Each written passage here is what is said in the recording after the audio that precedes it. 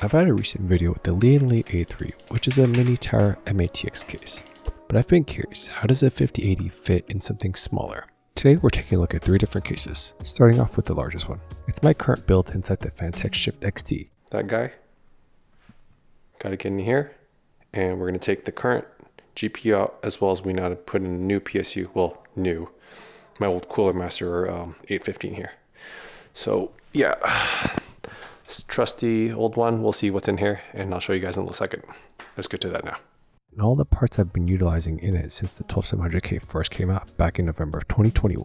The CPU runs warm with a 125 watt TDP as opposed to the current king of gaming, the 9000X3D at 120 watts TDP. More on that guy later. Now, I've also had this Intel chip with a 240mm CPU cooler from EK's AIO DRGB variant. I haven't even messed with the changing the fans or at all, and I realistically didn't even bother cleaning them. But does that really make a difference for cooling? Beyond that, my main PC does have 32GB of G.Skill Trident Z DDR4 CL16 at 3200 MHz. So that's all the main parts that were pretty easy. However, I do have one issue. It was a little bit harder to remove the power supply with everything still intact, but I got it done, so we got to put in the Cooler Master 850 in here now instead, so let's do that now. And it didn't have enough PCIe cables or a 12VH power adapter, so I had to purchase a third-party one, and I was a little bit skeptical, but when it came to testing, I did my due diligence with asking for the pin layouts, and everything seemed good. So with all that hooked up, we're ready to get on some gaming and benchmark. All the settings were based on defaults, with the only exception of no frame generation and no DLSS turned on. Overall, I'm fairly impressed with Cyberpunk and Marvel Rivals, as those hit 60 and 79 FPS respectively, but the ball was really dropped on some newer titles, such as Black Myth Wukong and Hogwarts Legacy. Overall, I think if you're going to be playing newer AAA titles, don't expect this 12700K plus 5080 combo to hit that top tier level without using some of Nvidia's latest technology. Specifically, something I did notice was inside Hogwarts Legacy, the frame rates were pretty bad. You can definitely see here as I try to run through this bridge, and it was really noticeable just trying to interact with the environment too. So I think with certain games, you'll definitely have to tone down the settings to get more acceptable frame rates, or perhaps lower the ray tracing settings just like in Cyberpunk 2077. Or perhaps utilize some of that DLSS and frame generation technology. Now for the power draw for each game and its equivalent GPU temperatures, again overall pretty amazed by how capable this 5080 is. Now for actual stress temperature testing, I ran FirmMark for 30 minutes utilizing my 1440p ultrawide monitor, and the temperatures were pretty respectable, with the GPU coming in at 64 degrees and the CPU coming in at around 52 degrees Celsius.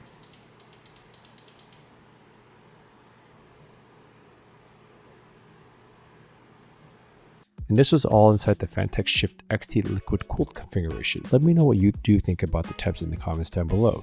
Now, the Fantex Shift XT isn't small by any means from an ITX form factor. It is 17.5 liters in total, and looking at the Lian Li A4 H2O, it's about 37% smaller, coming in at 11.1 liters.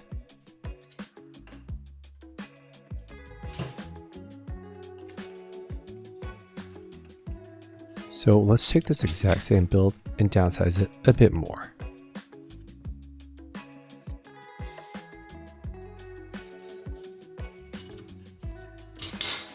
Again, utilizing the same 30-minute run at FirmMark, the GPU came in at 62 degrees and the CPU was down around to 50 degrees.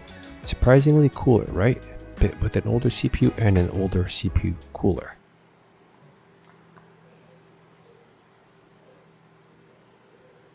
So how does this fare inside with a newer AM5 board? That's going to be air-cooled and an even smaller case.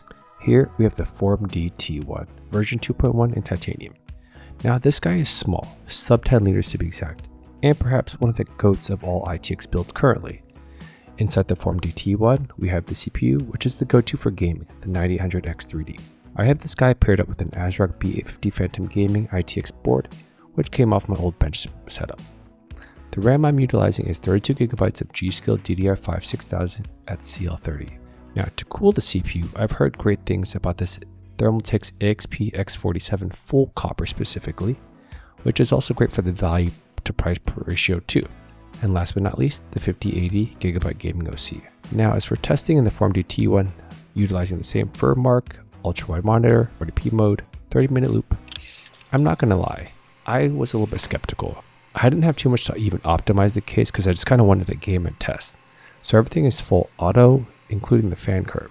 No overclocking, no undervolting, just straight from the box. With an ambient room temperature of 20 degrees Celsius, it was pretty dang amazing. For the CPU temps to only be pulling 56 degrees Celsius and the GPU being hotter, coming at 71 degrees Celsius. Now, I won't go too deep into benchmarks as I'll link a video in the description below of my A3 build, but if you're curious about this full build of the Formd T1, make sure to drop a sub down below, as well as if you've enjoyed this content so far, give a thumbs up to let me know if you want more stuff like this.